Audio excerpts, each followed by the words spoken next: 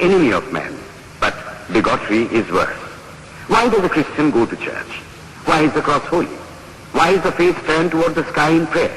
Why are there so many images in the Catholic Church? Why are there so many images in the minds of Protestants when they pray?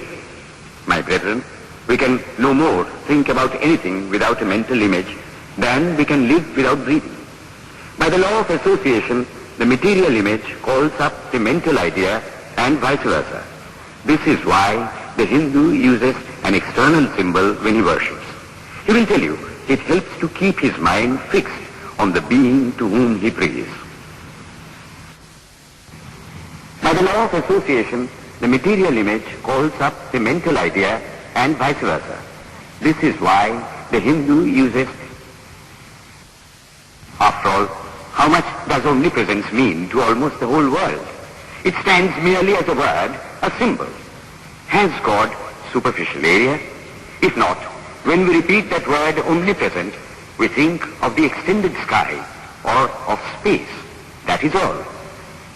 As we find that somehow or other, by the laws of our mental constitution, we have to associate our ideas of infinity with the image of the blue sky or of the sea, so we naturally connect our idea of holiness with the image of a church, a mosque, or a cross.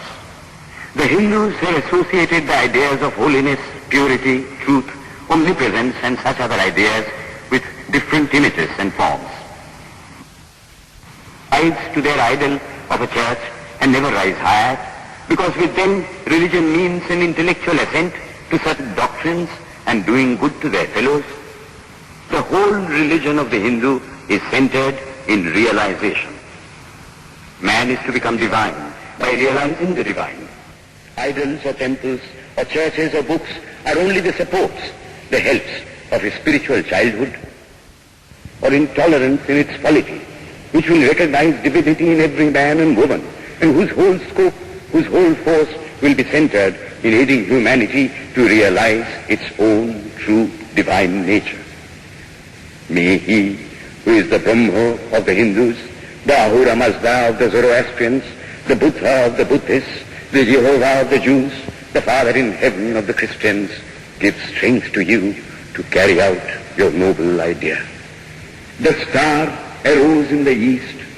It traveled steadily towards the west, sometimes dimmed and sometimes effulgent, till it made a circuit of the world.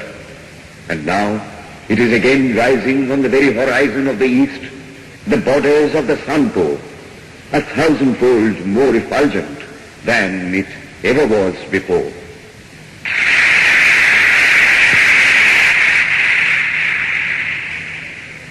Today, the 26th of September, 1893, is the penultimate day of this Parliament of Religions at Chicago.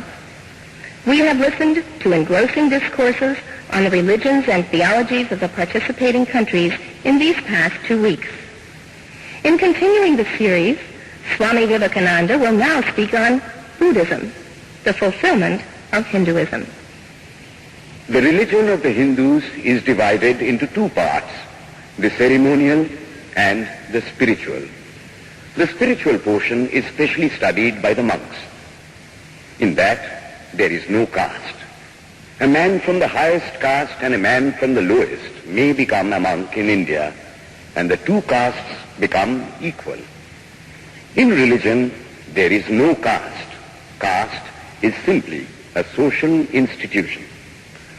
When Buddha was teaching, Sanskrit was no more the spoken language in India. It was then only in the books of the learned.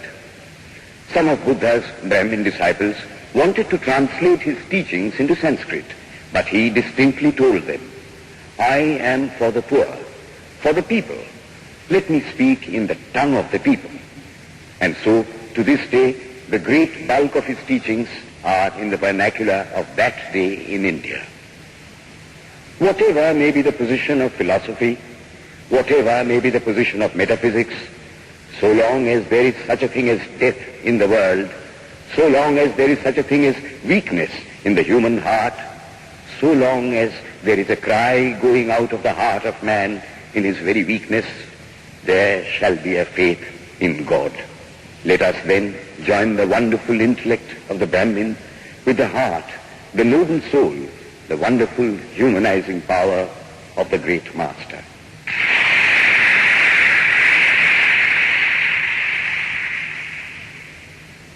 Ladies and gentlemen, in a short while from now, the World's Parliament of Religions at Chicago will come to a close. And this day, the 27th of September, 1893, will go down in history as a landmark for more reasons than one. It is in the fitness of things that we now call upon Swami Vivekananda from India to address this final session. The world's Parliament of Religions has become an accomplished fact, and the merciful Father has helped those who labored to bring it into existence and crown with success their most unselfish labor. My thanks to those noble souls whose large hearts and love of truth first dreamt this wonderful dream and then realized it. My thanks to the shower of liberal sentiments that has overflowed this platform. My thanks to this enlightened audience for their uniform kindness to me and for their appreciation of every thought that tends to smooth the friction of religions. A few jarring notes were heard from time to time in this harmony. My special thanks to them, for they have, by their striking contrast, made the general harmony the sweeter. Much has been said of the common ground of religious unity. I am not going just now to venture my own theory, but if anyone here hopes that this unity will come by the triumph of any one of the religions and the destruction of the others, to him I say, brother, yours is an impossible hope. Do I wish that a Christian would become Hindu? God forbid. Do I wish that a Hindu or Buddhist would become Christian? God forbid. The seed is put in the ground, and earth and air and water are placed around it. Does the seed become the earth or the air or the water? No. The Vedas teach that the soul is divine, only held in the bondage of matter. Perfection will be reached when this bond will burst, and the word they use for it is, therefore, mukti, freedom. Freedom from the bonds of imperfection, freedom from death and misery. And this bondage can only fall off through the mercy of God, and this mercy comes on the pure. So, purity is the condition of His mercy. How does that mercy act? He reveals Himself to the pure heart. The pure and the stainless see God. Yea, even in this life. Then and then only, all the crookedness of the heart is made straight. Then all doubt ceases. He is no more the freak of a terrible law of causation. This is the very center, the very vital conception of Hinduism.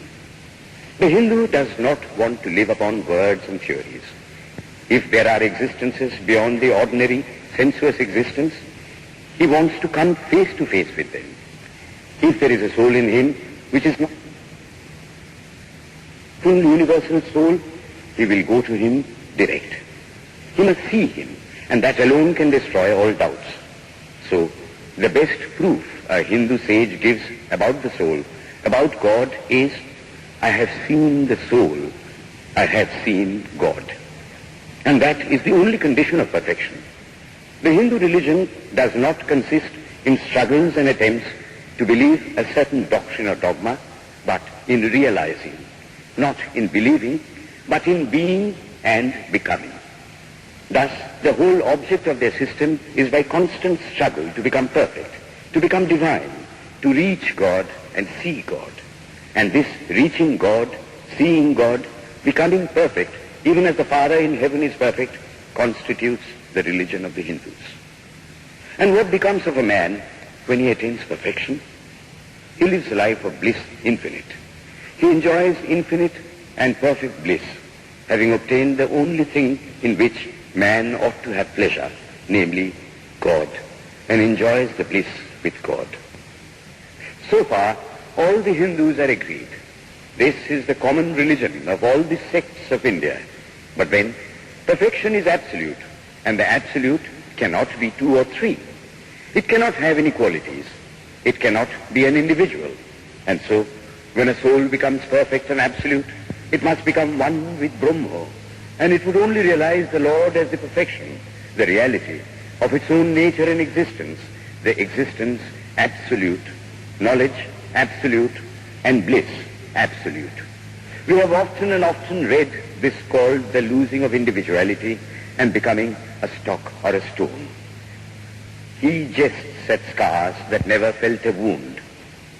I tell you, it is nothing of the kind. If it is happiness to enjoy the consciousness of this small body, it must be greater happiness to enjoy the consciousness of two bodies, the measure of happiness increasing with the consciousness of an increasing number of bodies, the aim, the ultimate of happiness being reached when it would become a universal consciousness. Therefore, to gain this infinite universal individuality, this miserable little prison individuality must go. Then alone can death cease when I am one with life. Then alone can misery cease when I am one with happiness itself. Then alone can all error cease when I am one with knowledge itself. And this is the necessary scientific conclusion. Science has proved to me that physical individuality is a delusion, that really my body is one little continuously changing body in an unbroken ocean of matter, and Advaita, or unity, is the necessary conclusion with my other counterpart, soul. Science is nothing but the finding of unity. As soon as science would reach perfect unity, it would stop from further progress, because it would reach the goal. Thus, chemistry could not progress farther when it would discover one element out of which all others could be made. Physics would stop when it would be able to fulfill its services in discovering one energy of which all the others are but manifestations. And the science of religion become perfect when it would discover Him who is the one life in a universe of death, Him who is the constant basis of an ever-changing world, one who is the only soul of which all souls are but delusive manifestations. Thus is it, through multiplicity and duality, that the ultimate unity is reached. Religion can go no farther. This is the goal of all science. All science is bound to come to this conclusion in the long run. Manifestation and not creation is the word of science today. And the Hindu is only glad that what he has been cherishing in his bosom for ages is going to be taught in more forcible language and with further light from the latest conclusions of science. Descend we now from the aspirations of philosophy to the religion of the ignorant. At the very outset, I may tell you that there is no polytheism in India. In every temple, if one stands by and listens, one will find the worshippers applying all the attributes of God, including omnipresence, to the images. It is not polytheism, nor would the name henotheism explain the situation. The rose, called by any other name, would smell as sweet. Names are not explanations. The tree is known by its fruits. When I have seen amongst them that are called idolaters, men, the like of whom, in morality and spirituality and love, I have never seen anywhere, I stop and ask myself, can sin beget holiness? Superstition is a great enemy of man, but bigotry is worse. Why does a Christian go to church?